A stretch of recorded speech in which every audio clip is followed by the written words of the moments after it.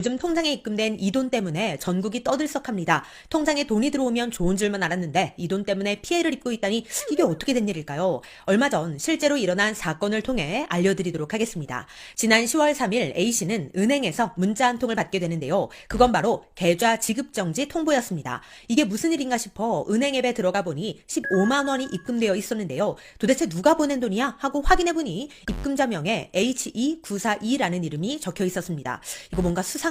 나한테 15만 원 보낼 사람도 없는데 이름도 이상한 이름으로 돈을 보냈다고 하니 이거 큰일 날 돈이구나 하고 직감을 한 것이죠. A씨는 바로 은행 콜센터로 전화를 했고 이곳에서 전혀 예기치 못한 이야기를 듣게 됩니다. 그것은 바로 25만 원이 보이스피싱 피해자의 돈이라는 겁니다. 아니, 나는 보이스피싱을 한 적도 없는데 왜 나한테 이 돈을 입금했지? A씨는 황당할 수밖에 없는 거죠. 게다가 문제는 여기서 끝난 게 아니었습니다. 보이스피싱 피해자의 신고로 A씨의 계좌가 지급정지됐다는 겁니다. 게다가 여기서 그치지 않고 다음 날이면 다른 은행 계좌도 비대면 거래가 정지된다는 통보까지 받게 됩니다. 나는 전혀 관련도 없는 돈이 입금되는 바람에 온갖 통장이 다 정지되게 생긴 겁니다. 당장에 써야 할 돈도 있고 빠져나가야 할 돈도 있는데 지급정지에 비대면 거래 정지까지 돼버리면 이 일을 어쩝니까 이걸. 정말 답답한 노릇인 거죠. 게다가 A씨는 자영업자였기 때문에 현금 흐름이 원활하게 되어야 하는 상황인데 이 통장에 돈이 다 묶여버린다니 정말 큰일 난 거죠. 그래서 A씨는 보이스피싱 피해자분께 돈을 돌려드릴 테니 지급정지를 풀어달라고 요청합니다. 그러면 해결될 문제 아닐까요? 다들 그렇게 생각하실 텐데요. 그런데 은행에선 이런 답변을 했습니다. 반환은 불가능합니다. 피해자 측에서 서면으로 신고 확인서를 제출하고 합의를 보면 정지는 3, 4개월 내에 풀릴 거예요. 기다리는 방법밖에는 없습니다. 해드릴 수 있는 게 없습니다. 라고요. 아니 3, 4일도 답답할 노릇인데 3, 4개월이나 기다리라니 이거 정말 너무한 거 아닌가요? 이대로 있어서는 안 되겠다 하는 마음에 A씨는 인터넷에 직접 검색을 하며 비슷한 사례를 찾아다녔고 결국 텔레그램에 입금자명과 동일한 계정이 있다는 걸 발견하게 됩니다. 이 텔레그램을 통해서 입금자명과 동일한 HE942라는 사람과 대화를 했더니 이 사람이 더 황당한 이야기를 합니다. 150만 원을 주면 지급정지를 풀어주겠다고 말이죠. 이 범죄자는 여기서 그치지 않고 셀카를 보내봐라, 얼굴이 이쁘면 풀어주겠다, 이런 망언까지 서슴지 않았습니다. 범죄자 주제에 이제 통장을 담보로 협박에 갑질까지 하는 건데요. 와, 이 피해자는 얼마나 분통이 터졌을까요?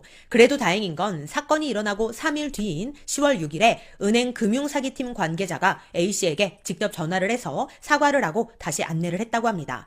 계좌로 입금한 분은 보이스피싱 피해자이고 보이스피싱 사기범이 보이스피싱 피해자의 휴대폰을 해킹해서 A씨의 계좌로 15만 원을 송금한 것이라고 했는데요. 즉 사기범이 보이스피싱 피해자의 폰을 해킹한 다음 그 폰에서 A씨의 계좌로 돈을 입금했고 이때 입금자명을 HE942라고 바꿔서 보냈던 겁니다. 그리고는 지급정지를 풀고 싶으면, 즉 합의를 하고 싶으면 나한테 돈을 보내라 라고 협박을 했던 것이죠.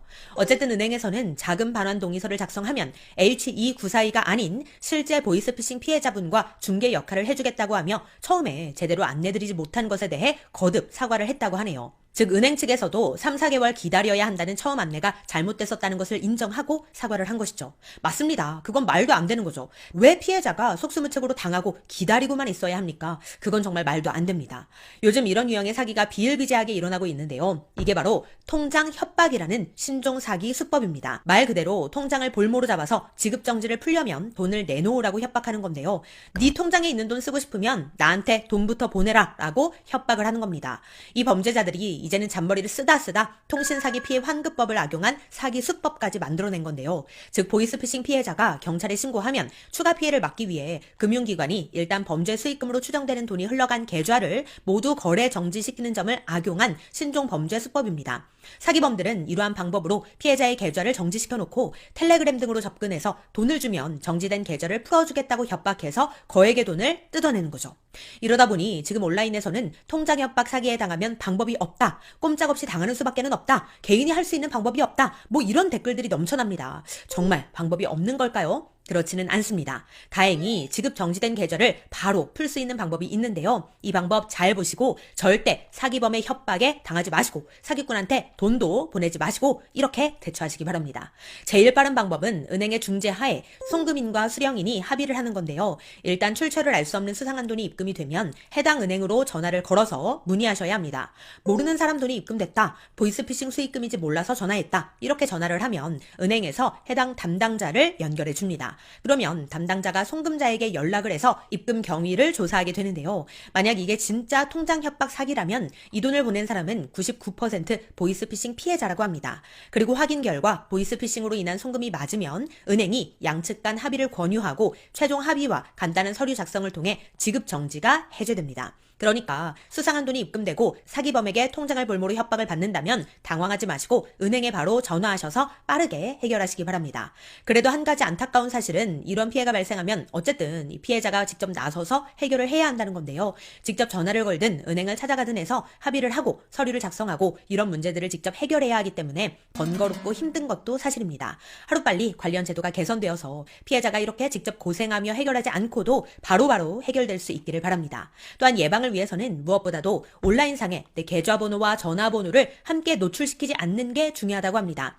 이 두 가지 정보를 가지고 범죄를 저지르는 수법이기 때문에 두 가지 정보를 함께 노출시키는 일은 절대 있어서는 안 되겠습니다.